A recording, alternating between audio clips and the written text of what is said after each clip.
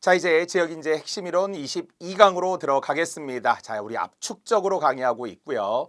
문학에 대한 고민을 저도 또한 했습니다. 과연 이 짧은 시간 안에 어떤 내용을 전달해 드려야 할까? 항상 이제 기준이 되는 것은 그래도 가장 최근 우리 지역인재 기출 문제를 보면서 이런 패턴이므로 이 정도로 강의해 줘야 되겠다라는 게 있고요. 또 이론으로 알아야 하는 문학과 작품으로 감상을 해야 하는 문학이 또 분명히 별개로 다르잖아요. 그래서 가벼운 개념과 이론들을 이 시간에 한번 짧게 정리를 하고요. 현대문학, 고전문학들도 한 시간씩 제가 안배하도록 하겠습니다. 자, 보통 이제 우리가 문학은 어렸을 때부터 다 노출되어 왔던 영역이므로 어느 정도에 대한 관심은 있어요. 하지만 이제 두려운 것은 이 문학이라는 것이 대부분 주관적인 거잖아요. 작가의 생각, 사고 이런 걸 통해서 나오다 보니까 우리와 좀 괴리될 때가 있죠. 또 지문이 때로는 길다 보니까 소설 같은 경우를 다 읽어야 되는 부담감, 안 읽은 작품, 모르는 작품이 나왔을 때 좀 당황스러울 수 있어요. 그래서 이러한 주관을 어떻게 객관화하느냐. 그래서 저는 주관의 객관화라고 항상 이야기하는데요. 그래서 주관의 객관화가 잘 되어야 합니다. 자, 보통 이제 제 책은 1편, 2편, 3편으로 이렇게 나누어져서 지금부터 21강, 22강, 23강 이렇게 이제 제가 22, 3, 4 이렇게 이제 구성을 하게 되고요. 보통 이제 우리 수능 문학이라고 했을 때는 그래도 사고력, 감상 중심입니다. 그것에도 추론이 있고요. 논리가 있고요. 비판이 있습니다. 생소한 작품을 주면서 그에 따른 응용 능력 등을 묻고 있는 게 이제 수능이에요. 그래서 보통 가나다 이렇게 작품도 현대시 같은 경우 최소 2편, 최대 3편까지 나오기도 하고요. 또한 더불어서 작품들도 EBS를 기준으로 많이 하지만 생소한 작품들이 많은 편이에요. 그런데 공무원 문학에서는 대체로 지식문학, 그래도 문학사적으로 중요한 것, 유명한 것, 관심이 있는 것, 들어본 것 이런 게 좀 많이 출제가 되고 있어요. 그래서 우선순위라는 건 있다는 거죠. 처음 보는 게 나올 수도 있기는 하지만 그래도 최소한 문학사적으로 중요한 것.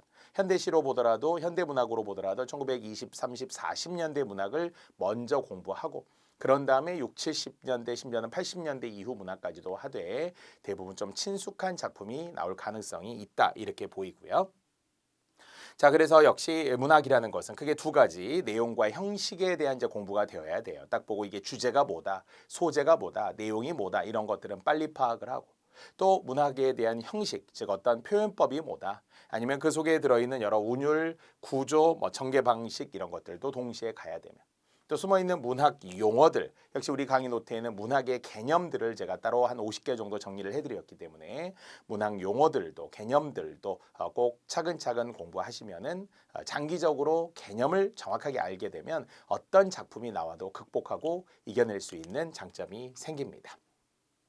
자, 문학 자체의 이론이 시험에 나온다는 건 아니에요. 그러나 문학이 무엇이냐라는 것에서 그냥 가볍게 한번 시작을 해보도록 하겠습니다.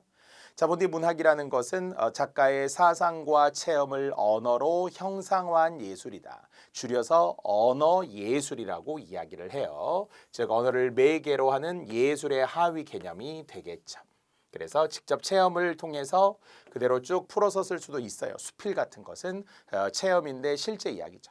하지만 또 형상화, 새롭게 꾸며내는 시라든지 소설이라든지 이런 건 허구적 요소들, 주관적인 요소를 굉장히 형상화, 만들어냈다. 구체적으로 꾸며낸 것을 형상화했다, 구체화했다, 감각화. 그중에 시각적으로 나타내 빨간, 파란, 하얀 이렇게 감각적으로 주로 나타낸다라고 보면 되죠. 1순위는 시각이고요. 물론 감각이라는 것은 본디 오감이기 때문에 시각, 청각, 후각, 촉각, 미각 이렇게 5가지의 감각을 통해서 역시 구체적으로 나타낸다. 그중에 대표적인 게 시각이라는 겁니다.